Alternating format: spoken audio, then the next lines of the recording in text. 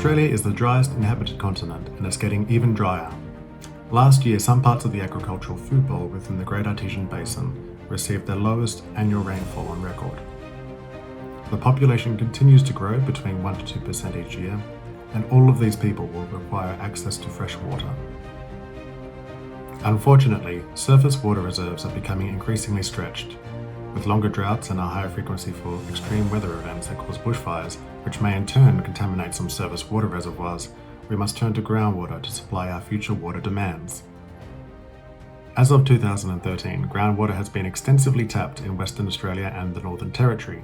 However, the rest of Australia barely touches our groundwater resources, despite much of the agricultural sector being located along the eastern third of Australia. Part of the reason for this is that much of the groundwater dynamics is relatively unknown. So before we extract groundwater, we need to answer some important questions such as: how does geological stratigraphy affect local to regional flow patterns from recharge to discharge zones? What are the timescales of groundwater flow through major aquifer networks? Where is the water table and what is the hydraulic pressure in confined aquifers? And to what extent does saltwater intrusion affect coastal aquifers? Understanding these factors can help us better manage Australia's groundwater resources and help to inform government bodies tasked with managing these resources.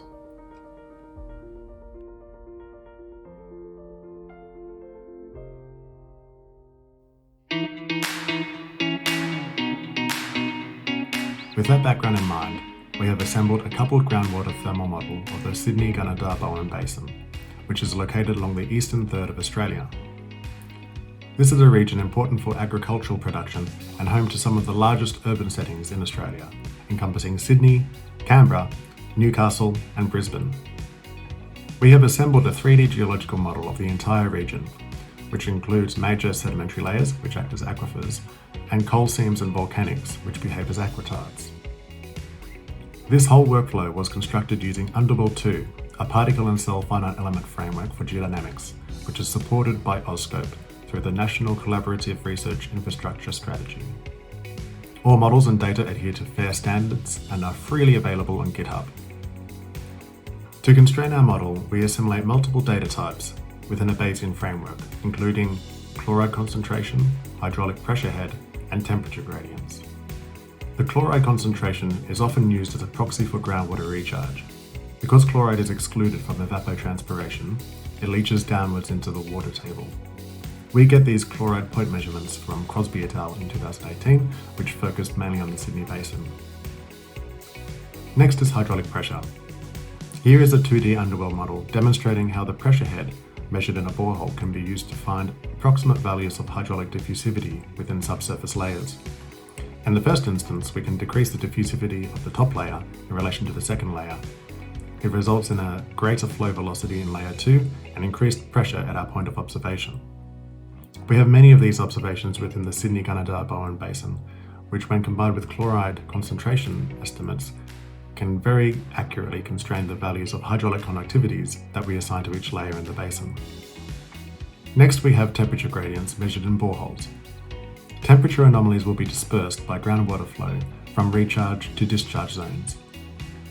In the case where you have coal seams very close to the surface, like in the Sydney-Gunnedah-Darbaon Basin, the low thermal conductivity of these coal seams results in very high temperature gradients towards the surface. This temperature anomaly is drawn away by groundwater flow to zones of discharge, effectively reducing the temperature gradients observed within temperature bores. This also helps to explain the high degree of scatter in temperature gradients observed within the basin.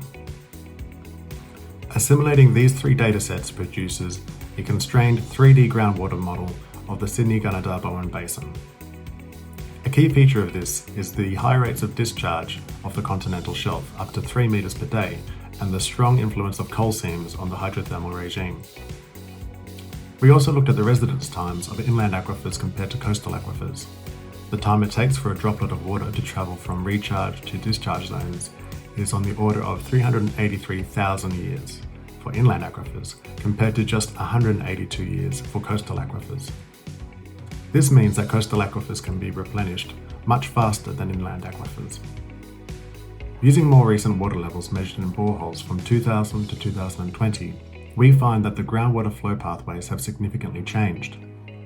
As water has been extracted from the alluvial sediments within the inland regions, groundwater has been scavenged from aquifers 1 to 2 kilometres deep to recharge the alluvial aquifer. Flow pathways have significantly lengthened as groundwater is drawn further away from recharge zones in a drying climate. Our results illustrate that progressively increasing water extraction from inland aquifers may permanently alter the long-range flow pathways. Our open source modelling approach can be extended to any basin and help to inform policies on the sustainable management of groundwater. As a result of this work, we have started a collaboration with Geoscience Australia to expand our modelling approach to encompass the entire Great Artesian Basin. This is an excellent opportunity to expand our modelling capabilities and to apply AuScope supported software to new applications.